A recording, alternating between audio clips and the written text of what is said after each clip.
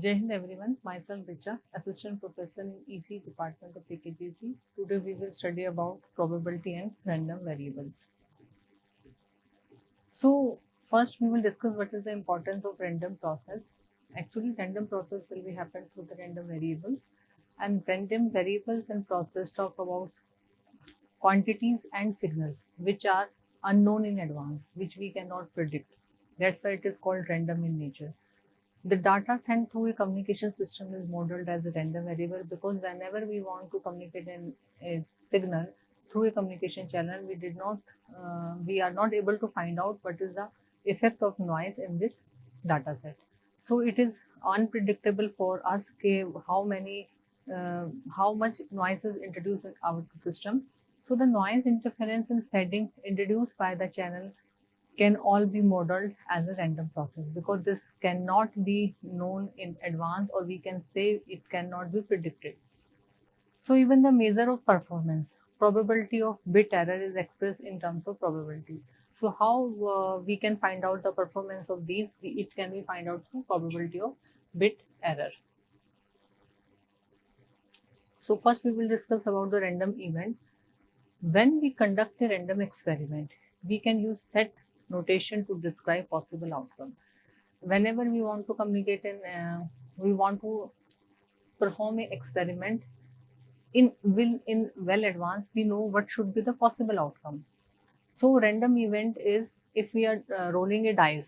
So what is the probability to come 6, 4, 3? That is the probability. But we know the possible outcome of a dice can be 1, 2, 3, 4, 5, 6. It means in between from 1 to 6, any number can come when we are rolling a dice. So in the same set, an event is a subset of possible outcome. It means if we are rolling a die, so from 1 to 6 are the possible outcomes. So between these possible outcomes, any subset of these possible outcomes are called the event. It means 1 and 2 or 4 and 6 or 5, it can be possible outcomes of rolling of a die. So this possible outcome of a die of any experiment is called the event. So it is called the event. So if we want to find out the complementary event of that A, so it is denoted by A bar, and it is equal to S minus A. What is S? S is the set of all possible outcome of a certain event. If we are rolling a dice, it means the total amount, your total subset will be from 1 to 6. So these are the possible outcomes, right? And we want to find out the complementary event. It means the event which is not happening. Okay, so it means that complementary event will equal to total subset of the event minus event. It means all possible outcomes minus event. Event is which is the subset of a event. So it means if we are taking that A, in the previous slide we have taken A is 1 and 2. So your A complement will be 3, 4, 5 and 6. Null event is defined by 5, and if transmitting a data bit is also an experiment. If you want to transmit anything, that is also an experiment, and outcome of the possible experiment is called your event. So what is the probability of happening an event, or we can say what is the probability of transmitting a signal which will be available at the receiver side? It is denoted by probability. Then the probability PA is basically a number which measures likelihood of the event A. It means what is the probability that this event will happen. If I am taking an example of rolling a die, so what is the probability to get 6? That can be denoted by PA. A is our event which we require that A should be 6. So what is the probability? What is the probability? That was 1 by 6. So the probability, there are number of properties which lies into the probability. So first, no event has a probability less than 0. It means if any experiment is conducted, so it never happened, then no outcome will come. So there will be outcome which may or may not be desired output. So probability of happening of any event cannot be 0. It means probability of happening an event is always greater than equal to 0. So this will be the first property of a probability. So Next is the probability of any event is always less than equal to 1. It cannot be greater than 1, right? And the if probability of happening of event is 1, it means that A is equal to S. S, what is that? S is the, what is S here? S is the all possible outcomes, right? And what is A?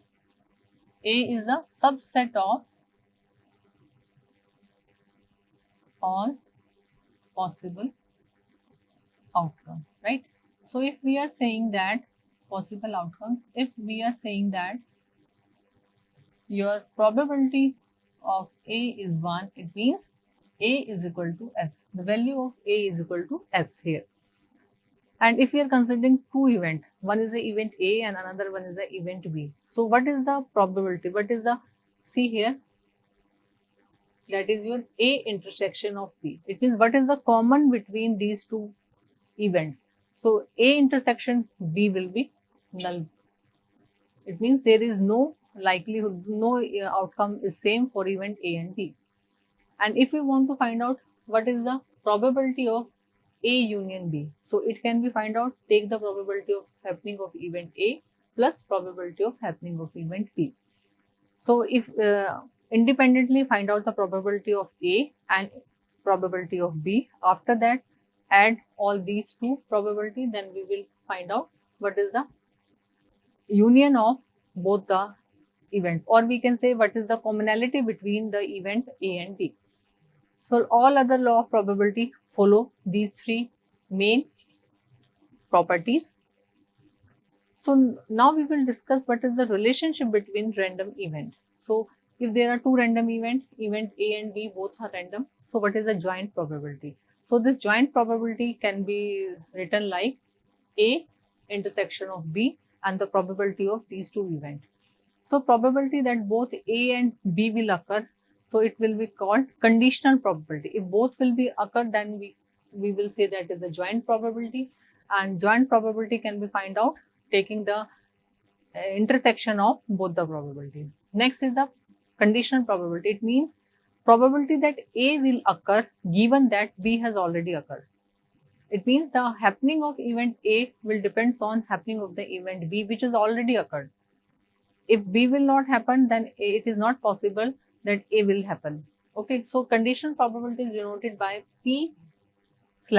It means this probability of happening of event A depends on probability of happening on B, which is already occurred. So it can be denoted by probability of both the event divided by probability of B, which is already occurred. So probability of B, right? If I want to say the conditional probability of B, which is depends on A, it can be written as probability of AB divided by probability of A. Clear? Next, what is the relationship between random event? Okay. Event A and B are statistically independent. If both events are independent, then the joint probability we can find out by using probability of A multiplied by probability of B. And if both are dependent, then it can be find out using conditional probability. If both are independent, it means happening of A will not depend on B and happening of B will not depend on A. So it will be probability of A with respect to B will be probability of A only. And probability of B with respect to A is equal to probability of B only. So now what is random variable? Actually random variable which is denoted by x of s. It is a real valued function of underlying space where S tends to S. It means S is a subset of capital X. So it is why it is called random, because it is a random in nature and the value of this variable cannot be predicted. It will mathematically we cannot express what is the relation between your variables. And random variable may be discrete value, it can be in continuous form. If random variable is discrete, it means range is finite. It is either 0 or 1, or continued infinite, it varies from 1 to infinity. Discrete random variable, it means at a particular time duration it is having discrete value of amplitude, and continuous value, it means the range of this variable is uncountable, it is infinite, it means it is up to r. Random variable may be described by its name, and its name, if we are saying that name is x, and if it is continuous, so its range varies from up to infinity. So description of its distribution, it means if we want to describe the random variable, we can say it can be either a discrete random variable or continuous random variable. Discrete random variable we can define with a number. It is a finite in nature. It can be 0 and 1, or it can be 1, 2, 3 up to a finite number, right? And continuous value, its range is infinite and it is uncountable. We cannot predict, that's why it is a random variable. Next is the cumulative distribution function. It is called CDF also. Short form of this cumulative distribution function is CDF, and it is denoted by F capital X bracket small x. Here the small x is a random variable, or we can say any random variable here, which is denoted by F of x. How we can calculate it? It means probability of this capital X is less than equal to small x, right? If this has happened, then only we can say this is a cumulative distribution function. And the cumulative distribution function is having a number of properties. First property, f x small x is a monotonically non-decreasing function. Okay, it means it is a non-decreasing. It means if we are going towards the x, the value of fx is not decreasing, it remains constant. F of minus infinity is equal to 0 and f of infinity is 1. It means it lies between 0 to 1. Cumulative distribution function, when x varies from minus infinity to infinity, will be 0 to 1. Or we can say probability of finding this capital X, which lies between a limit of a to b, is equal to cumulative distribution function at point B minus cumulative function at point A. While the CDF defines the distribution of a random variable, we will usually work with the PDF or PMF. Generally, if we want to discuss about the random variable, so we will find out what is the power spectral density or what is the PDF of that value, and in some time we will define it using PMF also. So in some textbooks, the CDF is called PDF, that is the probability distribution function. So generally we solve all the problems using PDF only. What is this PDF?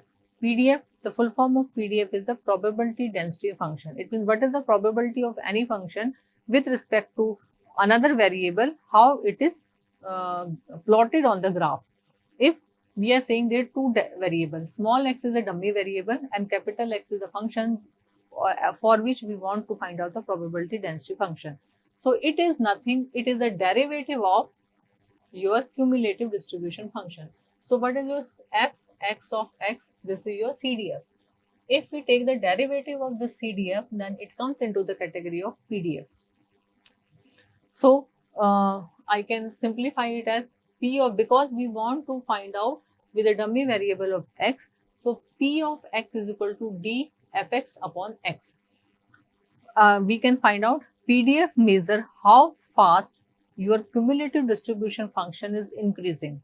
It means we are taking the derivative of the CDF. It means how it is going to change and how likely random variable is to lie around a particular value. What is that particular value? Particular value is small x. Okay, so there are number of property of your probability distribution function. First is your Px is always greater than equal to 0. It means if we are taking the integration between minus infinity to infinity, Px is equal to 1. Next, probability density between two functions with a limit of a to b, right? A to b, P of x into dx.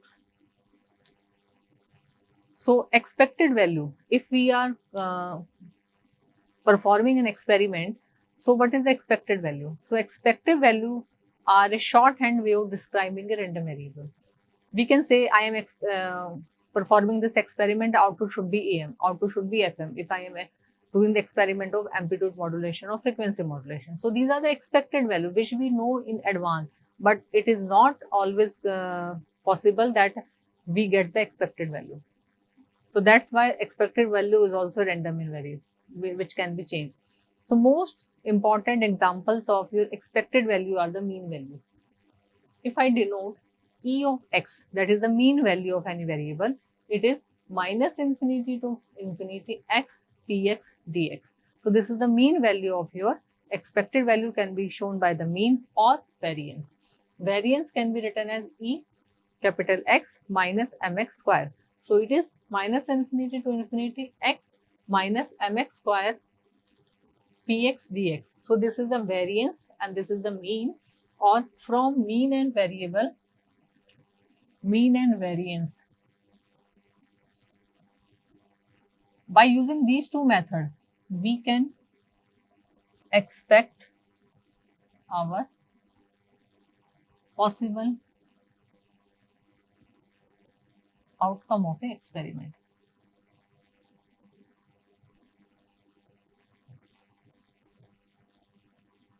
Right? So experiment possible outcome can be expected from these two mathematical expressions.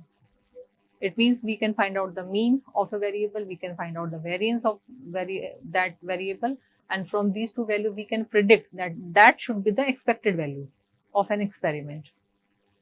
So next is the probability mass function. In the last slide, I was saying that sometimes it is not possible to describe a function using CDF. So we are using PDF or PMF. What is that PMF? A discrete random variable can be described by PDF if we allow impulse function. If we are giving the impulse function, then your random variables can be described by PDF. But we usually use probability mass function. PMF is the probability mass function, and it is written as P of x is equal to P x is equal to small x.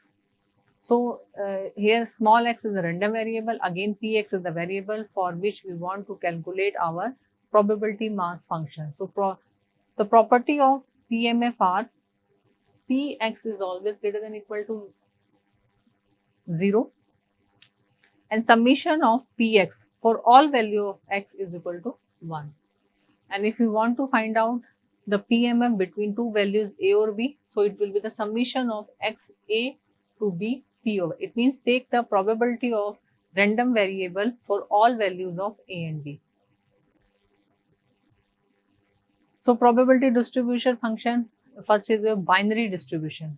What is the binary distribution? If I want to find out the binary distribution of Px, then the probability, it is having some probability when x is equal to 1.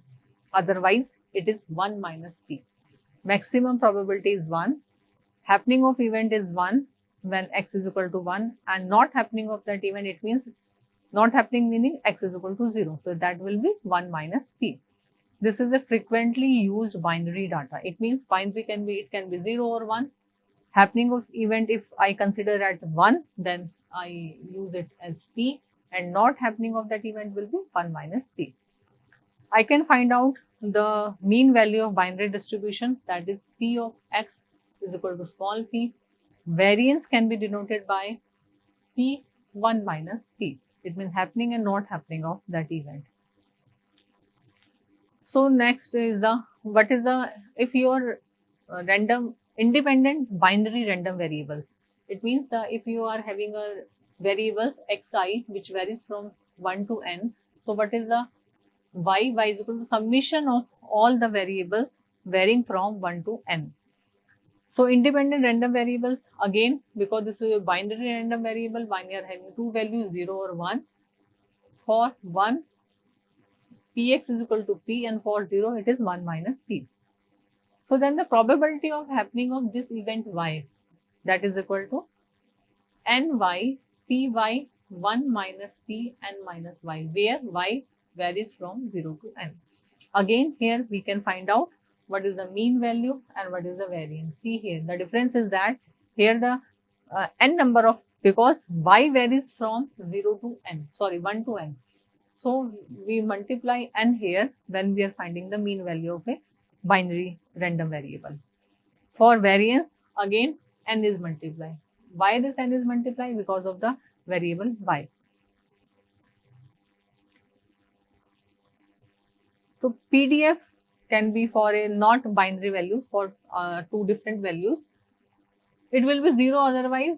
If you want to find out the uniform PDF between A to B, I can write 1 upon B minus A. B is the higher limit and A is the lower limit. So 1 minus 1 divided by B minus A is the probability PDF of a uniform function. Otherwise it is a 0. And it is a continuous random variable also, and expect mean value is 1 by 2. Basically the uniform PDF is shown like this, right? So maximum value is around the mean. This is the mean value of your graph. So maximum output is around the mean value, and it is decaying when we are moving away from the mean value. And this is your B and this is A. So probability density function is equal to 1 upon T minus A, and it is continuous random variable, and mean value at this point is 1 by 2 of A plus B. And variance is 1 upon 12 A minus B square. Always remember these two formula. For any type of probability distribution, if we want to find out the mean and variance, then we will use these two values for a particular limit. Next is the Gaussian PDF. This Gaussian PDF also follow the bell curve, and it is given in 1 upon 2 pi rho e to power minus x minus mx divided by 2 rho square. And the Gaussian random variable is completely determined by its mean or variance. So we will find out mean value and the variance value. So see here, what is this? This is your variance value. Next is the Q function. What is the Q function? The function that is frequently used for the area under the tail of the Gaussian PDF is denoted by Qx. So it means that first we draw the Gaussian PDF, and the area under the curve is the Q function. It means if I draw the Gaussian curve, so this is the tail, basically, tail area, and here is also the tail area, right? So the function that is frequently used for the area under the tail of the Gaussian is denoted by Qx, and this is nothing. It varies from this point x to infinity e to power minus t square by 2 dt, where x is greater than equal to 0. So Q function is a standard form for expressing the error probability without the closed form, because actually if we want to follow this, so we require curve should be like this only. It should not follow the tail of the Gaussian, so that is an error. After random variable, we will discuss the random process. So a random variable has a single value, actual single change with the time. But random variable model unknown event, we cannot predict, but the random process model is also unknown signals. A random process is just a collection of random variable. Actually, if we are dealing with a single change with time, then it is called random variable, and the collection of random variable together, if we perform an experiment, then it is called the random process. If xt with respect to time t is a random process, then x of 1, 1.53, 37.5, all are the random variable for a specific time of t. And this xt is a random process where time t varies. Time can be 1, 1.5, 37.5, 100. So this 1, 1.5, 37.5 and 100. If we are taking a value at this particular time instant only, then it is called random variable. And collection of all these will be your random process. Terminology which describe the random process, if we are saying that the stationary random process has statically property which do not change at all the time. Stationary, it means it is not changing with time. Next is the wide sense stationary, which is called WSS. Wide sense stationary process has a mean and autocorrelation function which do not change with time. Next is the random process is erodic if time average always converges to the statistical average.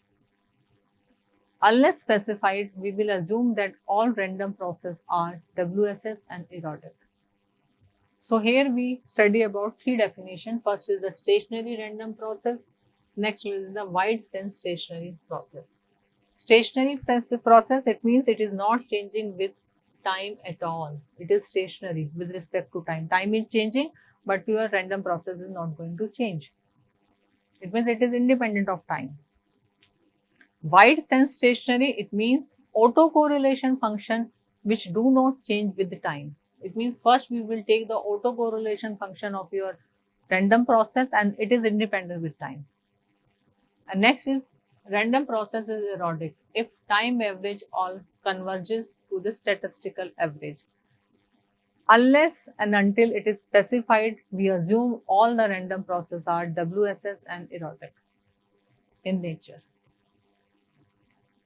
If we know the PDF of an individual sample of random process, so it is not sufficient to find out all the property of your signal. So we also need to know the individual samples and relation with each other. So there are basically two tools which is used to describe the relationship between all random variables. First is the autocorrelation function and second one is the power spectral density function.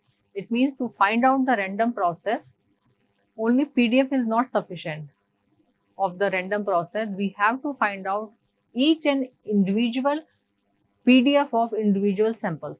If there are n number of samples, so we know what is the autocorrelation function of n number of samples, what are the PSDF of each n number of samples here. So first we will discuss what is the autocorrelation function. Autocorrelation is a measure how a random process changes with time. If it is independent with time, then we consider that it is a random process, right? So autocorrelation function, we are finding how it is changing with time. If x1 and 1.1 will be strongly related, then x and x of will lag. So the autocorrelation function quantify this. So this quantification of two variables is done by the autocorrelation function, right?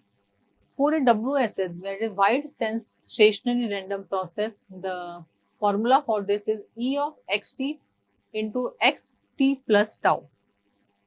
So for this, we can find out the WSS and power is 5. So basically, if at time tau is equal to 0, then it becomes the power of that signal.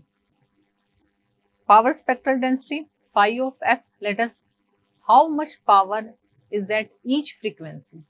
It means how your signal with respect to frequency is distributed. Power of that signal is distributed with respect to frequency is the power spectral density. And the theorem says that power spectral density is equal to function of phi tau. It means phi tau is nothing, that is the power. So how this power is related with this frequency component is known as the power spectral density. So power spectral density and autocorrelation are a Fourier transform pair. Both we can calculate it taking Fourier transform. So property of power spectral density, it is always greater than equal to 0, and power spectral density of your positive frequency, negative frequency, both are same because it is generally, this is the standard power spectral density. So it is same on both sides of the axis, right? So power, it varies from minus infinity to infinity, phi of f df. Next is the Gaussian random process. Gaussian random process have some special property. If the Gaussian random process is wide sense stationary, then it is also stationary. It means if it is WSS, then we can call it as a stationary process. Stationary process. Next, if the input of a linear system is Gaussian random process, then output is also a Gaussian random process. It means when we are sending a signal and we know that the channel support Gaussian random process, then we know that the output will be also Gaussian random process. So this is all about your probability and the review of probability functions, PDF, PMF, CDF also. Jai Hind. Thank you.